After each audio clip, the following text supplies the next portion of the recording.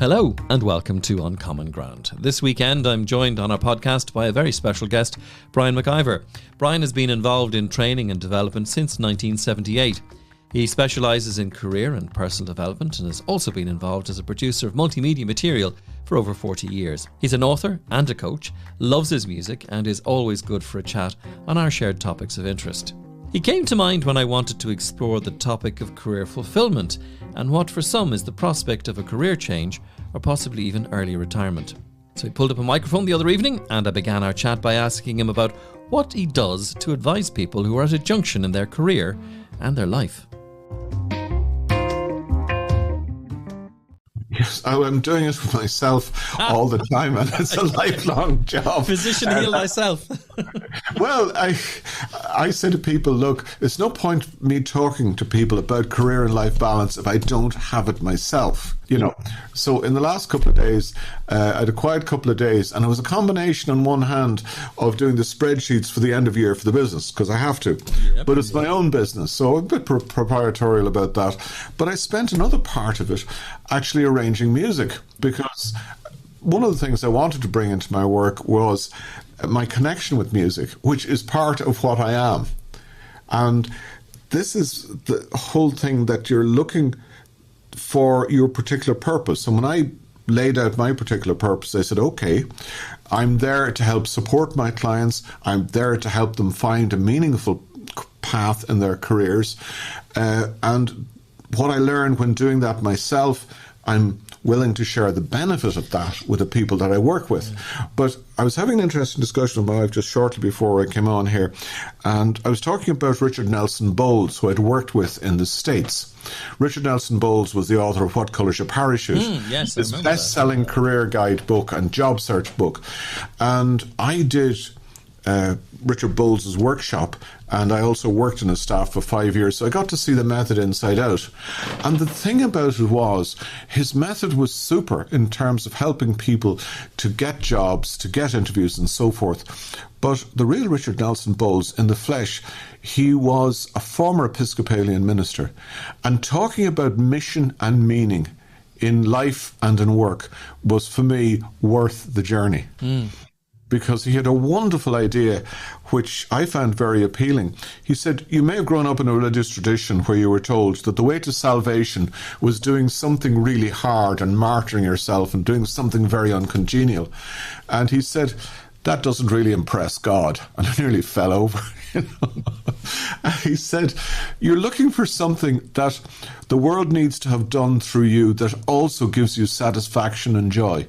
He says, because there's nothing the world hates more than a miserable missionary. And there was a great sound of pennies dropping at that point, because I realised, gosh, what would it be like if I was doing the things that energised me? And it made huge sense to me. Yeah, Brian, you're pushing me into the spot where I have to be the grouch on this call now, because I'm thinking back, there might be people listening to us who say, yeah, it would be fantastic if, post-COVID and all of that I could now suddenly focus on what I'd love to do and what I'm passionate about. But I have a mortgage, or I have kids in school, or I have obligations to other people. And I can even hear a voice of a Christian brother from 40 years ago saying to me, don't be getting notions now.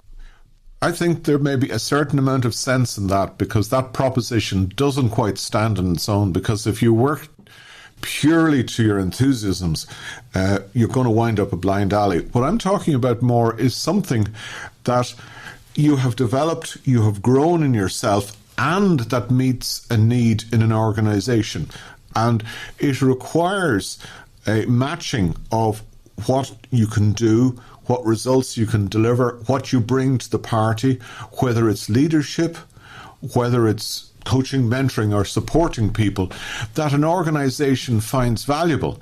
Because the other half of that is that you have to take your own particular skill set and decide which parts of it you're going to cultivate for yourself because it's not commercial, which parts of it are in congruence with what the market out there needs. And part of it, it's an inner and an outer exercise. You're dead right. There's any number of people out there who will say things like, work at what you enjoy and you will never have to work a day in your life. Yeah. And I think it's nonsense. The real world is not quite like that, because not every day is going to be jam from morning to night. So can you sit down with a coach? Can you fill out a few forms and suddenly end up figuring out why I'm here and what it is I need to be doing? Well, I am horrified with the notion of sort of sitting down, filling up a few forms and then working out the meaning of life.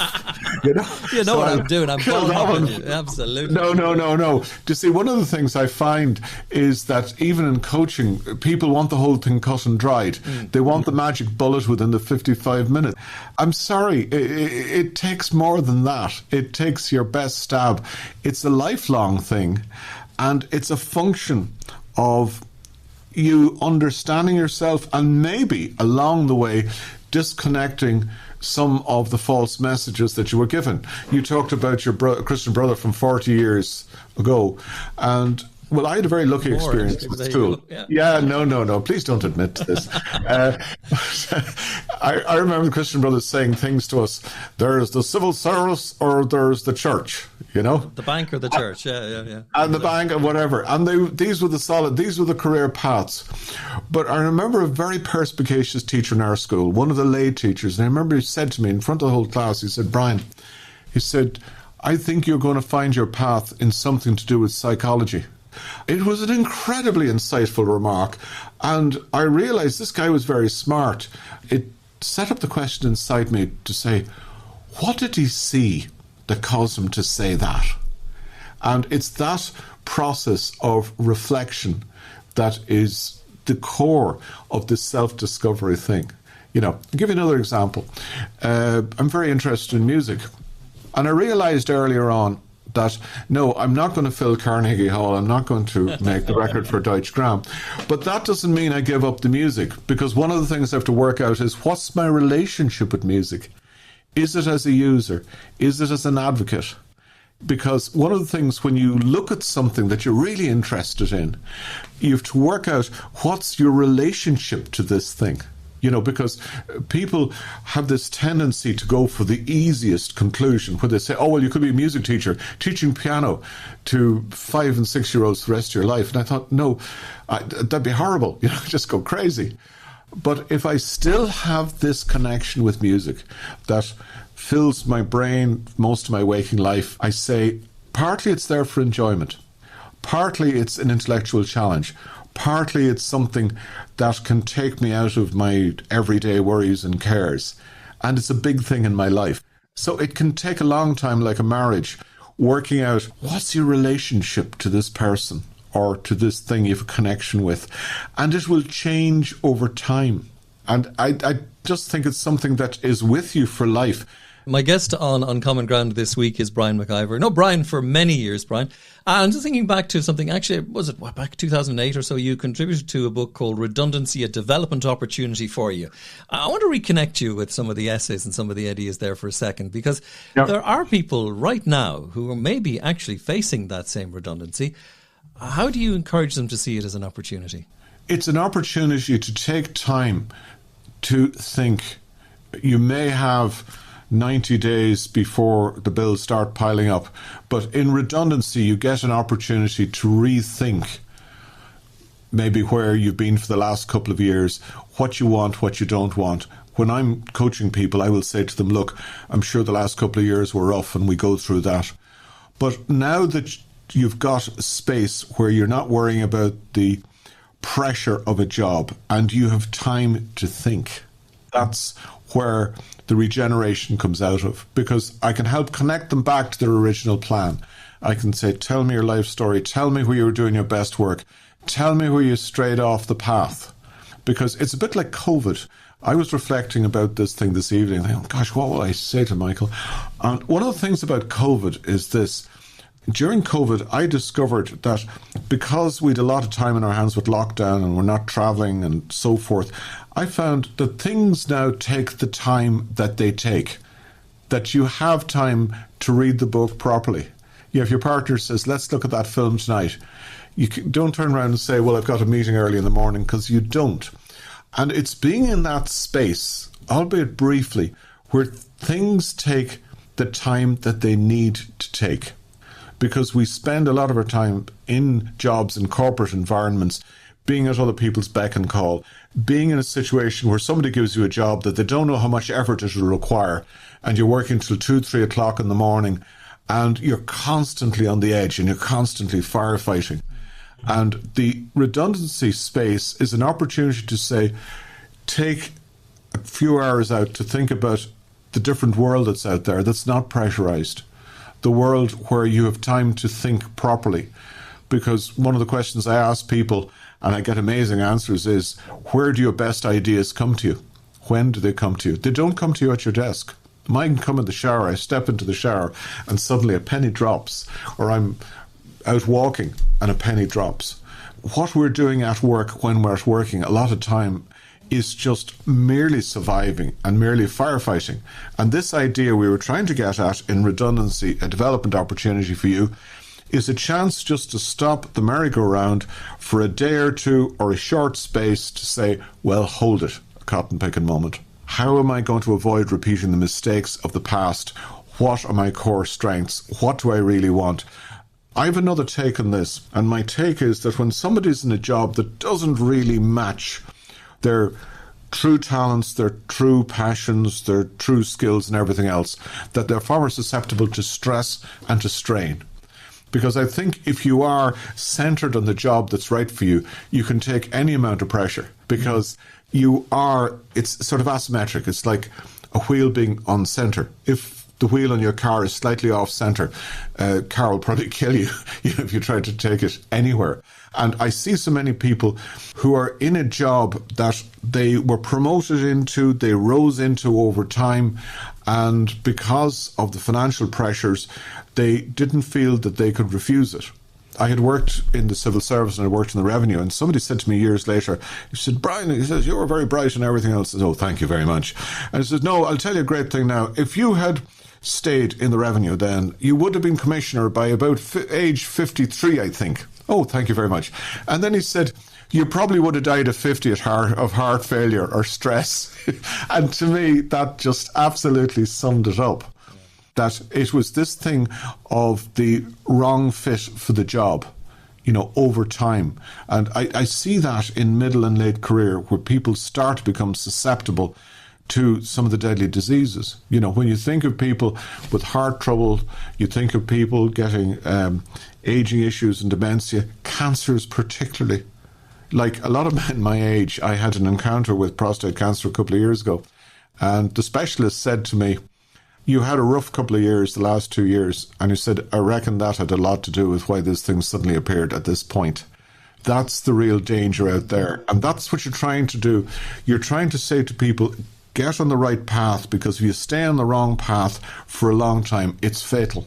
And I've seen people not make it. It's such a scary idea that you present to us, that we may actually have a culpability in ourselves. But you've raised something else now for me, which I want to address, which is, and this isn't my own belief, I'm just simply asking it as a question. What if you're too old? That phrase... Define too old. You apply for a job and you're told you're overqualified. Well, hold aside, they're two totally separate notions. One is you're too old. That can be a state of mind. They'll say it to you. That's the point. But when people say you're overqualified for the job, it's a legitimate HR concern that at the most basic level, a HR person will say, well, Mr. McIvor, we'd love to give you a job. You're very qualified. You have amazing experience. But the real HR fear is if something better comes along next week, you're going to hop over the wall. And it's a legitimate concern that comes into the interview coaching process, because I've dealt with people who've been in that situation and said, look, see it from the organisation's point of view. They could see that your heart professionally really was elsewhere. You were putting yourself in for this job because you thought you might have a chance, but they knew the minute the market improved, you'd be over the wall, which is a real issue for organisations. I worked in HR for 10 years in Irish Life, and it gave me an insight into both sides of this proposition. Now to get back to your other question, are you too old? Well, over time, I've had to abandon the ambition to be an Olympic athlete because things start shutting down. But at the same time, I'm always looking for things that no matter what age you are, you can enjoy them. A good book, a good walk, good football game. You're looking for experience. And the thing about age is, well, in Irish we say, Tagan Ciel Lahish. that sense comes with age. And Oscar Wilde said, well, the trouble about youth is that it's wasted on the young. Yeah. You know? And maybe the other side of it is that older people take less guff from other people who are supposedly their managers or leaders. Yes, I had a lovely one of a guy, he was in his 50s, his late 50s, and he turned to this young manager and he said, do you know how many recessions I've been through? And the guy says, well, there's this big recession. He says, I've been through 7 already. So, and he was sort of saying, we have all this experience. And one of the things you're trying to do in mid-late career is to farm your own experience. Because I ask people, what did you learn the hard way at work in life? And then the next part of that is, when you get to 60s and 70s, how are you going to apply that into the things that you really care about? You know, because once you get past the point where maybe the state pension kicks in and you're less worrying about the mortgage, the kids have grown up and everything else, it's me time. But what do you put into that space that carries forward the best from what you've had at work? I know, but you think about this whole retirement industry for a moment. You know the photographs you'll see in the magazines of the elderly couple standing on the front of a boat in the Caribbean with the white jumpers over their shoulders, because that's what's ahead for you when you retire. Oh God, this is the Darby and Joan look at the sunset. You know, I mean, jeepers, that stuff drives me absolutely nuts, because it's based on the notion of perpetual golf or perpetual holiday making in retirement. And a friend of mine, Pete Hawkins, who wrote a book called No Regrets on Sunday, and he said he had this notion that your life is a combination of what you do for work, what you do in learning, what you do for play, and what you do in the way that you give to your family and your community. And he said that those 4 elements should be there during the years of work. Now, mostly it will be work. But he said if you've got work without learning, you burn out. Work without play, you burn out. Work without giving, what's the point? And the idea is to get those 4 elements into balance. When you get into retirement, the work piece shrinks. And then what I call the Darby and Joan looking at the sunset with the jumpers over the shoulders stuff, there's another view of life in retirement, you know, and you've a number of elements to play with. Because this thing about learning, you then have time to write the book. Because look at the explosion, by the way, of the arts in Ireland in about the last 20 years. There's any amount of people that I know in the retirement space writing books of poetry, plays, and giving the arts thing a good old whack. Visual arts is the same. You have it in music. So you have a lot of options there in retirement, rather than just the pure leisure option. So one guy said to me, he said, you know, I got 3 weeks of the first tee of Lahinch Golf Club, and I put down the driver and I said, Jesus, there has to be more to it than this. And that's the thing.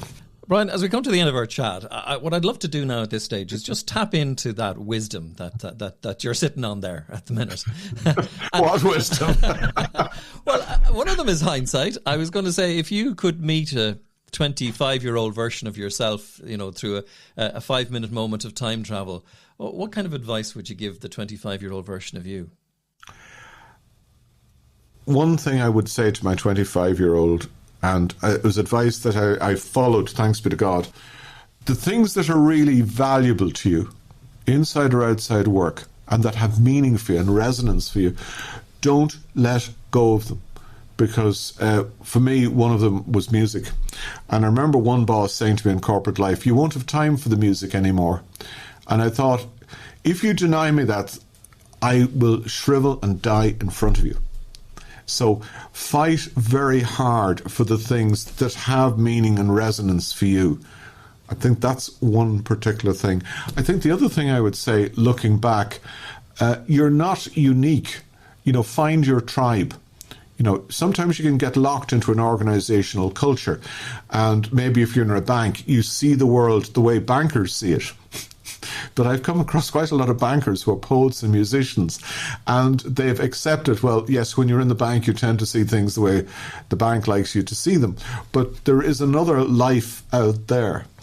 And I think we can be very shaped by peer pressure in the culture that surrounds us, you know, and be prepared to make a shift, but make a prudent shift over time, you know, because if you followed the art, if I followed the music, I could well end up in the garret, as my parents used to say. And they had a point. And I think one of my epiphanies was my organ teacher. I'd had an organ lesson one night in the Pro Cathedral, and he says, "Can I drop you out to Leary?" And he brought around this banking new Mercedes-Benz, one of the top-end ones. And I looked at this nice car. And he said, "There's another side to organ playing," he said, "that you should know about. And it's how to be commercial in this particular business." And it was a very fair point, How can I do this so that I have the resources to support it? And somehow or other, I inveigle it into the plan. Not necessarily centre stage, because this is one of the things that over time, your relationship to things will change. Even the things that are very central to you, and to be open to that. Well, if you'd like to get in touch with Brian, you'll find a link to his website on our programme notes. In the meantime, Brian McIvor, thank you for joining us on Common Ground tonight. Michael, thank you for the opportunity. Thanks for listening. Please feel free to share this and subscribe to get an update on new episodes.